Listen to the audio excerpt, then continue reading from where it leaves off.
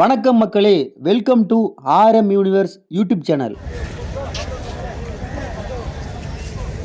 தமிழ்நாடு மட்டும் இல்லாம உலக அளவுல இவங்க ரெண்டு பேருக்கும் அறிமுகமே தேவையில்லை. அந்த அளவுக்கு தங்களோட வாழ்க்கையில மிகப்பெரிய சாதனையை நிகழ்த்திட்டு போயிருக்காங்க. எஸ், புரட்சி தலைவர் எம்ஜிஆர், செல்வி ஜெயலலிதா இவங்களோட மெமரியலுக்கு வந்ததையும் இவங்கள பத்தி பேசுறதையும் நினைச்சு ரொம்பவே பெருமைப்படுறேன். என்னோட தாத்தா தீவிரமான எம்ஜிஆர் ஃபேன். கடைசி வரைக்கும் ஏடிஎம்கே கட்சி மேல உயிரா இருந்தாரு. அவரோட ஆசீர்வாதத்தோட இந்த வீடியோல நான் பேச ஆரம்பிக்க போறேன். நீங்க கேட்க போறீங்க, சென்னைன்னு எடுத்துக்கிட்டாலே மெரினா பீச்ங்கிறது ஒரு தவிர்க்க முடியாத பகுதி. இங்க வரும்போது கூடுதலா ஒரு 2 மணி நேரம் உங்க கையில இருக்க மாதிரி பாத்துக்கோங்க.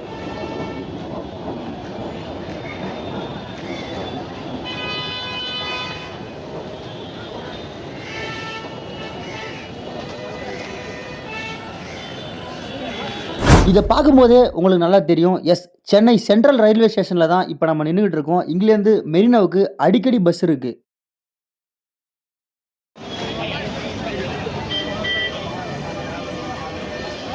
ஆல்மோஸ்ட் இப்போ நம்ம மெரினாவில் இந்த மெமரியல் லொக்கேட்டாக இருக்க அந்த பகுதிக்கு வந்துட்டோம். வெண்கலத்தால் செய்யப்பட்ட பறக்கும் குதிரையோட சிலை பிளஸ் சிம்பிள் ஆஃப் ஏடிஎம்கே இரட்டை இலை, இந்த ஆர்ச்சி தான் எம்ஜிஆர் ஜெயலலிதா மெமரியலுக்கு போற ஒரு என்ட்ரன்ஸா இருக்கு. இப்போ நீங்க பாக்குறது தான், அப்படியே பாருங்க, உங்களுக்கு தெளிவா புரியும். பிளஸ் இந்த வீடியோட இன்னொரு ஸ்பெஷலான விஷயம் என்னன்னு கேட்டீங்கன்னா, கிரவுடு தான். வீடியோ ஃபுல்லாவே கூட்டமா தான் இருக்கும். டேட் நோட் பண்ணிக்கோங்க, ஆகஸ்ட் 15. ஹாலிடேங்கிறதுனால வழக்கத்திற்கும் அதிகமான மக்கள் இங்க வந்து உற்சாகமா சுத்தி பார்த்துட்டு இருந்தாங்க.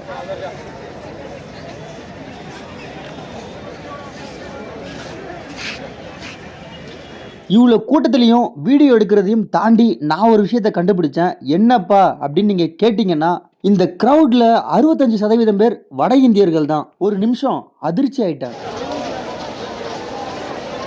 1 இல்லை 2 இல்லை, சுமார் 8.25 ஏக்கர் பரப்பளவில் உருவாக்கப்பட்டுள்ள இந்த மெமரியலுக்கு நீங்க வந்தீங்கன்னா கண்டிப்பா 3 கலர் அதிக அளவுல உங்களை அட்ராக்ட் பண்ணும். இந்த இடத்தோட green ambience, full and full white மார்பிளால செய்யப்பட்ட பில்டிங் ஸ்ட்ரக்சர், ஃபைனலி ஸ்கையோட அந்த ப்ளூ கலர். வீடியோவையும் தாண்டி நீங்க நேரில் இங்க வரும்போது இன்னும் பெட்டரா ஃபீல் பண்ணலாம்.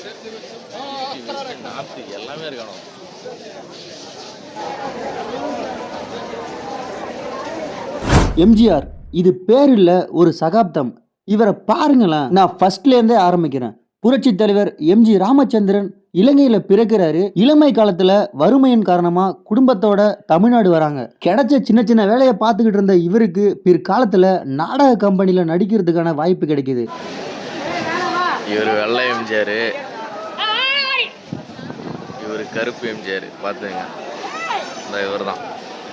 நாடக கம்பெனியில் கிடைச்ச சின்ன சின்ன கதாபாத்திரங்கள்ல தன்னோட திறமையை வெளிப்படுத்தி பிற்காலத்துல சினிமாக்குள்ளேயும் நுழைகிறாரு. அதுக்கப்புறம் தான் உங்களுக்கே தெரியுமே, திரைத்துறையில மனுஷன் தொட்ட உயரம் சொல்லவா வேணும். திரைத்துறையிலிருந்து நடிகரா வந்த ஒருத்தர் அரசியல்லையும் கொடிகட்டி பறந்தது இதுதான் முதல் முறை. அந்த பெஞ்ச் மார்க்கை கிரியேட் பண்ணதே எம்ஜிஆர் அவர்கள் தான். இவரை பார்த்து அடுத்த தலைமுறை நடிகர்கள் அதிக பேர் கட்சி ஆரம்பிச்சது நமக்கு எல்லாம் தெரிஞ்ச கதை தான். அந்த காலத்துல ஒவ்வொரு தனி மனிதனும் எம்ஜிஆரை தன்னோட குடும்பத்துல ஒருத்தரா பார்த்தாங்க. அதுதான் அவரோட வெற்றிக்கு மிகப்பெரிய பலமா இருந்தது. நான் ஒரு நல்ல காரியம் நல்லா இருக்கு. அடுத்து என்ன புரட்சி தலையை பார்க்க போலாமா? இல்லை, எங்கே நிம்மதி,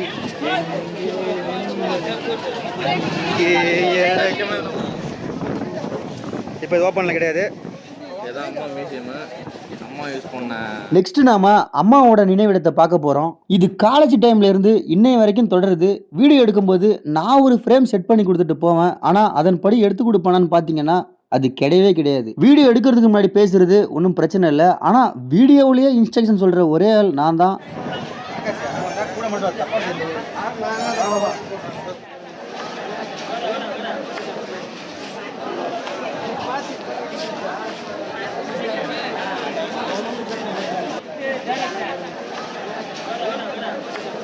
எம்ஜிஆரோட மறைவுக்கு பிறகு அவர் உருவாக்கின இந்த கட்சி பெருசா எதையும் அச்சீவ் பண்ண போறது இல்லை அப்படின்னு பலரும் நினைச்சிட்டு இருந்த வேளையில மக்களால் நான் மக்களுக்காகவே நான்னு கம்பீரமான குரலோட அரசியல்ல என்ட்ரி கொடுத்தாங்க புரட்சி தலைவரோட அரசியல் வாரிசு செல்வி ஜெயலலிதா அவர்கள். ஏடிஎம்கேவோட தலைவரா இருந்தாங்க அப்படிங்கிற ஒரு சின்ன வட்டத்துக்குள்ள மட்டும் இவங்களை சுருக்கிட முடியாது. தமிழ்நாடு சட்டமன்றத்தோட முதல் மற்றும் ஒரே பெண் எதிர்க்கட்சி தலைவர் இவங்க மட்டும்தான். இன்றளவும் அந்த நேம், அந்த இடம் இவங்களுக்கு மட்டும்தான் இருக்கு.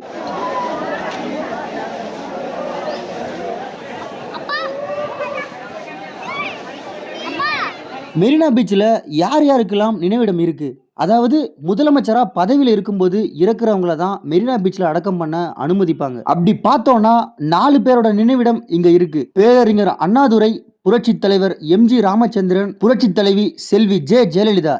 இவங்க வரிசையில ஆட்சியில இல்லாத போதும் எதிர்கட்சி தலைவராக இருக்கும்போது இறந்த ஒருத்தர் மெரினா பீச்ல அடக்கம் செய்ய அனுமதிக்கப்பட்டாரு. தமிழ் மீது உள்ள அதிக பற்று பிளஸ் தமிழ்நாடு அரசியலோட மூத்த அரசியல்வாதி அப்படிங்கிற காரணங்களால அவர்தான் கலைஞர் மு. கருணாநிதி அவர்கள்.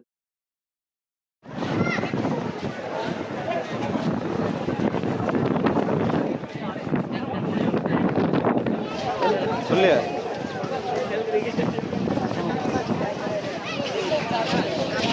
அப்படியே பெருந்தா வரும்.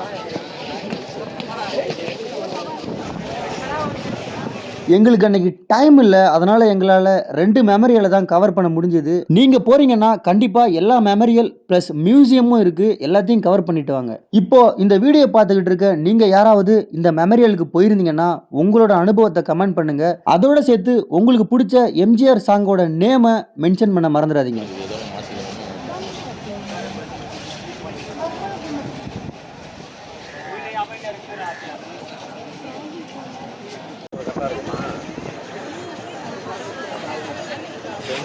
பார்க்க முடியும்.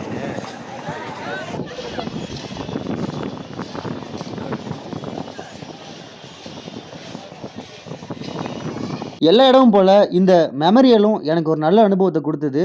அதை உங்கள்கிட்ட ஷேர் பண்ணதில் எனக்கு ரொம்ப சந்தோஷம். நீங்கள் சென்னை மெரினாவை விசிட் பண்ண வரீங்கன்னா கண்டிப்பாக இந்த மெமரியலையும் விசிட் பண்ணி பாருங்க. நம்ம தமிழ்நாடு அரசு இவங்களை கௌரவப்படுத்துகிற விதமாக பல கோடி ரூபாய் செலவு பண்ணி இந்த மெமரியலை கட்டியிருக்காங்க. இதில் இன்னொரு நல்ல விஷயமா நான் எதை பார்க்குறேன்னா, இங்கே வர யாருக்குமே என்ட்ரி ஃபீஸ் அப்படிங்கிற ஒரு விஷயம் கிடையாது. சென்னை மெரினா போகிறதுக்கு வாய்ப்பு கிடைச்சதுன்னா உங்கள் பிளானில் இந்த மெமரியலையும் ஆட் பண்ணிக்கோங்க. இந்த ஆர்ச்சியில் இரட்டை இலை ஸ்டாச்சு ஓகே. இந்த பறக்கிற குதிரை எதுக்கு வச்சிருக்காங்க? கிரேக்க புராணங்களில் புகழ்பெற்ற பெகாசஸ்ங்கிற பறக்கும் குதிரை வெற்றியின் சின்னமா பார்க்கப்படுது. ரொம்ப லாங்க போவாதீங்க.